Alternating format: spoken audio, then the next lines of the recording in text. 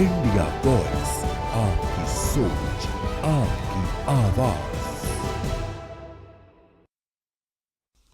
नमस्कार, बहुत स्वागत है आपका। आप देख रहे हैं इंडिया वॉइस और मैं हूं आपके साथ आनंद विजय सिंह। और बात हरियाणा की।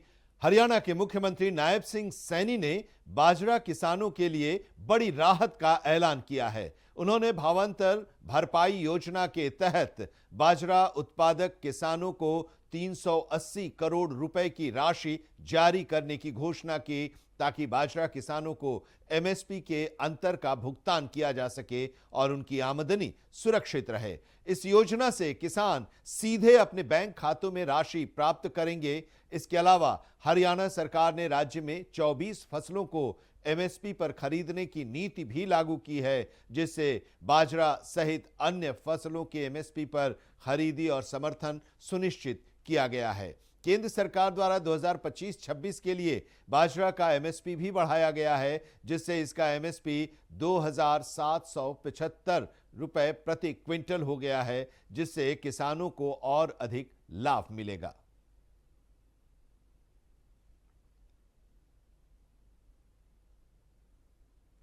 किया है साथियों, किसानों को 1,904 करोड़ रुपए की राशि सब्सिडी के रूप में हमारी सरकार ने पहुंचाने का काम किया है। साथियों, मुझे खुशी है, इसी कड़ी में गांव उचानी में 65 एकड़ में 700 करोड़ रुपए की लागत से महाराणा प्रताप बागवानी विश्वविद्यालय वो भी गति से बनाया जा रहा है। साथियों, सब्जियों व फलों के लिए भावांतर भरपाई योजना में 21 बागवानी फसलों के सुरक्षित मूल्य निर्धारित किए गए हैं और अब तक हमने 35,000 किसानों को 157 करोड़ रुपया भावांतर भरपाई के रूप में हमने फलों और सब्जियों के किसानों को देने का काम किया है।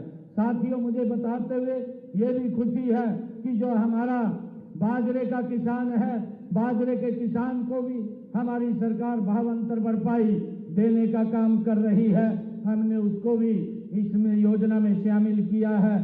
अब तक हमने बाजरा के जो हमारे किसान हैं उनको भावांतर के रूप में 1,285 करोड़ रुपया देने का काम ये हमारी सरकार ने किया है।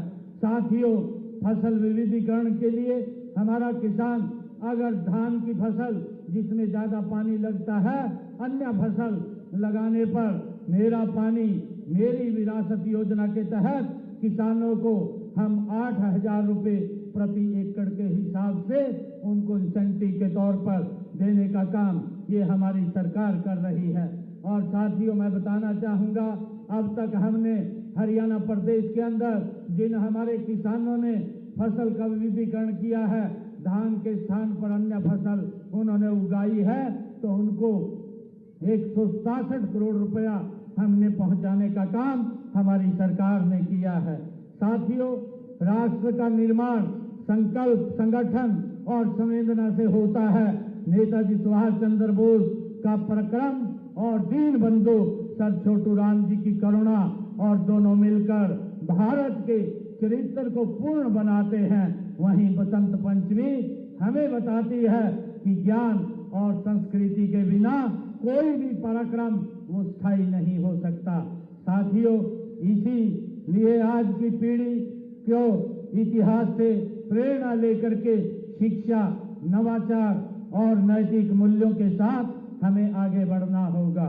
साथियों, मैं जाट समाज ने सदैव राष्ट्र निर्माण उनके में अग्रणी भूमिका निभाई है। कृषि हो, चाहे सेवा का क्षेत्र हो, सुरक्षा का हो या सामाजिक नेतृत्व हो, जैसे क्षेत्र में जाट समाज का योगदान अनुकरणीय रहा है। साथियों, दीन बंधु चौधरी छोटू राम जी इस समाज की उस परंपरा के ही ये प्रतीक रहे हैं। साथियों, जिसमें साहस के साथ संवेदनशीलता और स्वाभिमान के साथ सेवा का अद्भुत संतुलन वो दिखाई देता है। जम्मू कश्मीर के डोडा जिले में हुए दर्दनाक सड़क हादसे में 10 जवानों की शहादत हो गई। इस हादसे में यमुनानगर जिले के शेरपुर गांव निवासी 30 वर्षीय नायक सुधीर नरवाल भी शामिल हैं। इस दुर्घटना की खबर मिलते ही पूरे गांव में शोक की लहर दौड़ गई और परिवार पर गमों का पहाड़ टूट पड़ा। मां का रो रो कर बुरा हाल है, पत्नी रूबी सदमे में है। साल 2016 में सेना ज्वाइन करने वाले सुधीर बचपन से ही आर्मी में जाने का सपना उन्होंने देखा था और इसके लिए रोजाना गांव से करीब 20 किलोमीटर दूर जगाधरी के तेजली खेल परिसर में वो अभ्यास भी करने जाते थे। उनकी मेहनत और लगन पर पूरे गांव को गर्व था। सुधीर 27 आर्म्ड रेजिमेंट में नायक के पद पर तैनात थे और 27 जनवरी को वो घर भी आने वाले थे। सुधीर अपने परिवार में सबसे छोटे थे।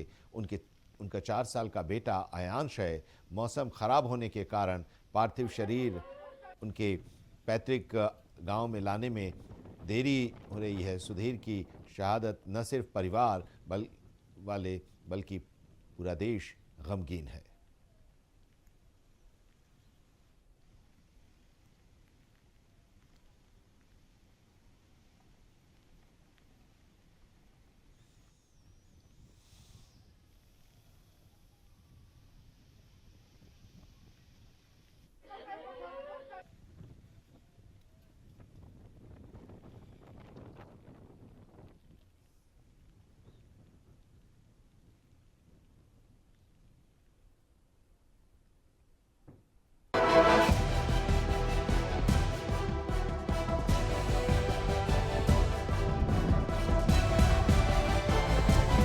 इंडिया वॉइस, आपकी सोच, आपकी आवाज।